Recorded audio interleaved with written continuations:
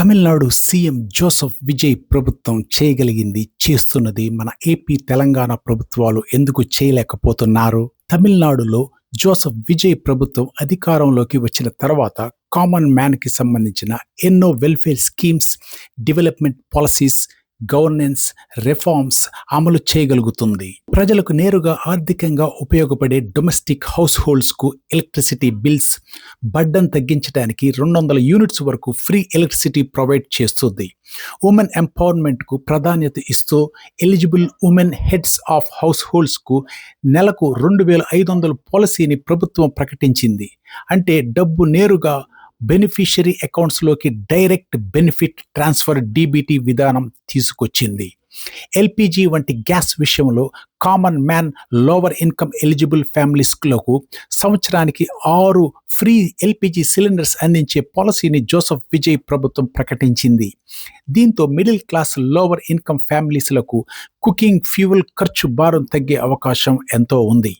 మహిళల భద్రత కోసం పబ్లిక్ ప్లేసెస్లో ఉమెన్ సేఫ్టీ కోసం ప్రత్యేకమైన ఉమెన్స్ ప్రొటెక్షన్ ఫోర్స్ ఏర్పాటు చేయడం తమిళనాడు ప్రభుత్వం జోసెఫ్ విజయ్కు సాధ్యం అయింది. మహిళలపై జరిగే క్రైమ్స్ విషయంలో జోసెఫ్ విజయ్ ప్రభుత్వం ఉమెన్స్ రిలేటెడ్ క్రైమ్స్ త్వరగా పరిష్కారం కావడానికి అంజలై అమల్ ఫాస్ట్ ట్రాక్ కోర్ట్స్ ఏర్పాటు చేయాలనే పాలసీ ప్రతిపాదించింది. దీని ద్వారా సీరియస్ కేసులను ఫాస్ట్ ట్రాక్లో విచారించి జస్టిస్ అందించాలనేదే జోసెఫ్ విజయ్ ప్రభుత్వం లక్ష్యం. ఎడ్యుకేషన్ సెక్టార్లో స్టూడెంట్స్ కోసం జోసెఫ్ విజయ్ ప్రభుత్వం క్లాస్ 1 నుంచి క్లాస్ 12 వరకు చదువుతున్న స్టూడెంట్స్ తల్లులు లేదా గార్డియన్స్లకు సంవత్సరానికి 15,000 రూపాయల అసిస్టెంట్ ఇవ్వడం, స్కూల్ డ్రాప్అవుట్స్ తగ్గించడం వంటి మెజర్స్ తీసుకుంది. అలాగే హయ్యర్ ఎడ్యుకేషన్ కోసం collateral free education loans up to 20 లక్షలు అందించే పాలసీని జోసెఫ్ విజయ్ ప్రభుత్వం ప్రకటించింది. గవర్నమెంట్ స్కూల్ స్టూడెంట్స్కి హయ్యర్ ఎడ్యుకేషన్లో 10% రిజర్వేషన్ కల్పించే పాలసీని గవర్నింగ్ ప్రోగ్రాంలో చేర్చారు. ఇది ఎకనామికల్ వీకర్ బ్యాక్గ్రౌండ్స్ నుంచి వచ్చే స్టూడెంట్స్కు హయ్యర్ ఎడ్యుకేషన్ ఆపర్చునిటీస్ పెంచే లక్ష్యంలో ఉంది. Unemployed common man graduates, diploma హోల్డర్స్కు ఫినాన్షియల్ అసిస్టెన్స్ అందించే పాలసీ తీసుకొచ్చింది. 21 నుంచి 29 ఏళ్ల మధ్య వయసు ఉన్న అన్ఎంప్లాయిడ్ గ్రాడ్యుయేట్స్కు నెలకు 4,000 చొప్పున, డిప్లొమా హోల్డర్స్కు 2,500 రూపాయలు అసిస్టెన్స్ ఇవ్వాలనే కమిట్మెంట్ అయితే ఉంది. అదే సమయంలో స్కిల్ డెవలప్మెంట్ ప్రోగ్రామ్స్ ద్వారా యూత్ ఎంప్లాయబిలిటీ పెంచాలనే ఉద్దేశంతో యూత్కు ఇండస్ట్రీ ఓరియంటెడ్ స్కిల్స్ అందించేందుకు స్కిల్ డెవలప్మెంట్ ప్రోగ్రామ్స్ చేపట్టాలని జోసెఫ్ విజయ్ ప్రభుత్వం ప్రకటించింది. పార్టిసిపేటింగ్ యూత్కు 10,000 రూపాయల మంత్లీ స్టైఫండ్ అందించే ప్రపోజల్ కూడా ప్రకటించింది.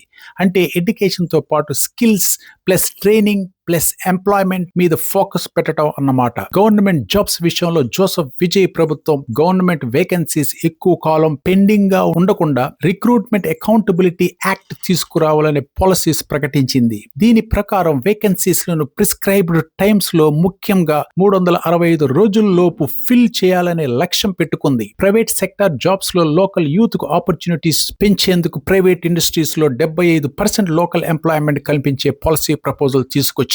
దీని మెయిన్ ఆబ్జెక్టివ్ తమిళనాడులో పెట్టుబడులు వచ్చినప్పుడు లోకల్ యూత్ కు కూడా ఎంప్లాయ్మెంట్ ఆపర్చునిటీస్ ఎక్కువగా కల్పించడం. బిజినెస్ బ్యాక్గ్రౌండ్ లేని ఫస్ట్ జనరేషన్ ఎంటర్ప్రెన్యూర్ కు కొలేటరల్ ఫ్రీ అంటే షూరిటీ గ్యారంటీ లేకుండా అప్ టు 25 లక్షలు అందించే పాలసీ చేపట్టింది. దీంతో యువత ఉద్యోగాల కోసం మాత్రమే కాకుండా ఎంటర్ప్రెన్యూర్షిప్ అంటే ఓన్ స్మాల్ బిజినెస్ వైపు కూడా వెళ్లే అవకాశం ఉంటుంది. కామన్ మ్యాన్ ఫార్మర్స్ కోసం క్రాప్ లోన్ మాఫీ చేయడం, మినిమం సపోర్ట్ ప్రైస్ ఇప్పించడం, క్రాప్ ఇన్సూరెన్స్ ఇప్పించడం, 5 ఎకరాల వరకు ల్యాండ్ ఉన్న ఎలిజిబుల్ ఫార్మర్స్ కు కోఆపరేటివ్ క్రాప్ లోన్ పై 100% లోన్ మాఫీ ఇవ్వాలనే పాలసీ తీసుకొచ్చింది. కామన్ మ్యాన్ పండించే వరి ధాన్యానికి 1 క్వింటాల్కు 3,500 వరకు మినిమం సపోర్ట్ ప్రైస్ ఇవ్వాలని ఎంఎస్పి కల్పించాలనే పాలసీ కమిట్మెంట్ చేపట్టింది. దీని ప్రధాన ఉద్దేశం రైతులకు వారి పంటలను బెటర్ ఇన్కమ్ అష్యూరెన్స్ ఇవ్వటం అన్నమాట. షుగర్ కేన్, చెరకు పంటలు 5,400 పర్ టన్ ఎంఎస్పి అందించాలనే పాలసీని ప్రకటించింది. ఇది చెరకు పండించే రైతులను ధర విషయంలో మరింత ఇన్కమ్ సెక్యూరిటీ కల్పించాలనే ఉద్దేశం ఉంది.